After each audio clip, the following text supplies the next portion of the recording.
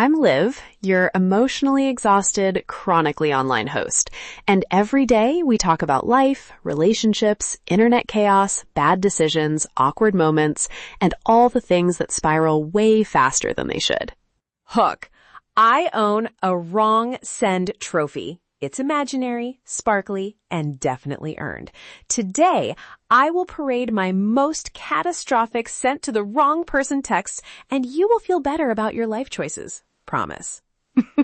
But first, rules. A wrong send for our purposes is any message, voice note, or DM that makes you wish you could crawl into a GIF and never be found. No real names. No workplaces that can be traced back to someone specific, and we keep it PG. Think mortifying, not illegal. Stories will escalate from awkward to career flirting to ruin. I'll also serve a hot take at the end, because, of course I will. You've been warned. Story 1. The breakup text that landed exactly where the breakup shouldn't land. Picture this. It's 1 a.m. Emotions are large, and my brain has decided that absolute honesty is the only option. I draft a text to my friend, a stream of consciousness roast/therapy message about a relationship that had slowly become a subscription I forgot to cancel. The text read verbatim in my head. I can't keep doing this. You checked out months ago, and it's exhausting pretending the ship isn't sinking. I'm done. I typed it, sobbed into my pillow for dramatic effect, and then, to nobody's surprise, hit send. To who? My ex. To my actual ex. Not the friend. The ex. The person I was criticizing.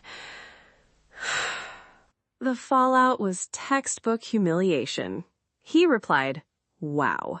No, are you okay? No, we need to talk. Just wow." The group chat with my friends exploded.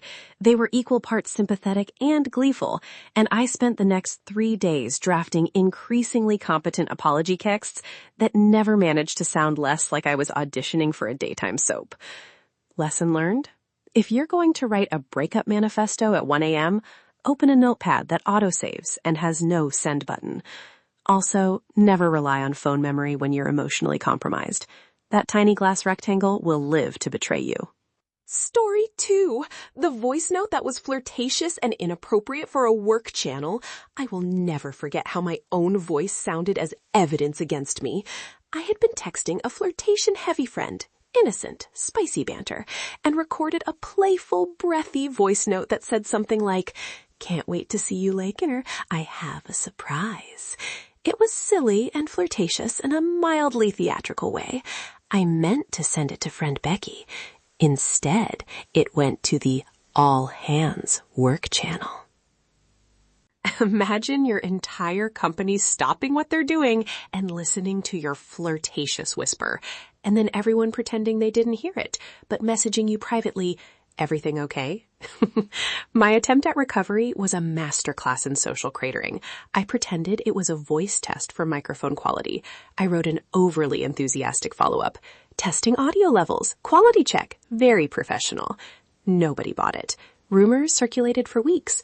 My inbox included everything from supportive girl same notes to a, "Are you dating someone in marketing? Please say no." To this day, a coworker introduced me at a meeting with a wink and the phrase, "audio enthusiast." Lesson 2, there is no delete that makes a voice note anonymous. Digital breadcrumbs are terrible at hide and seek. Also, if you're going to flirt in digital form, assume the whole building will hear it. You are never more publicly private than when your mouth records on your phone. Story 3, the petty roast that was forwarded to the target. This one is peak chaos. I was venting to a friend about someone who always borrowed my lunch like it was a community fridge. I wrote a spicy paragraph. Honestly, the way they act like every refrigerated item is a sponsored sample is peak entitlement. One day they'll try to take my soul and a Tupperware with 3-week-old lasagna. It was supposed to stay in the group chat where it belonged, that cozy, cruel confessional space. Instead, my friend, bless them, forwarded it to the person I was mocking, supposedly by accident. The target's reaction was to laugh in all the wrong places and then confront me in person, like we were doing a roast show for one. I tried the classic denial approach. No. Who? Me? You're thinking of someone else. The person sighed, held up a Tupperware, and said, "This has your initials on it." I literally could not. The surreal part was watching human social algorithms try to recover. Insincere compliments, lame jokes, and then, unexpectedly, a new boundary where they stopped taking my food. Petty revenge? Sure. Redemption? Not available this season. Rapid fire montage. 3 mini disasters because I cannot stop making terrible choices. First, autocorrect turned "I'm on my way" into "I'm on my weed, and I spent an awkward subway ride pretending to be philosophical about plant life. Second, I once sent a meme with the caption, "This is so you, Mom," to my mom and forgot to attach the meme. So she just received, "This is so you, Mom," and now thinks her fashion choices are viral. Third, I accidentally texted "I love you" to the dentist instead of my partner, which the dentist politely responded to with a calendar link for my next cleaning. Recap and hot take. Here's my ridiculous claim. Our thumbs are traitors, but it's not entirely their fault. Apps have made intimacy instantaneous and mistakes irreversible in a way that would make previous generations faint. We text in moods, we type with adrenaline, and predictive text is a secret collaborator in our worst moments. My hot take?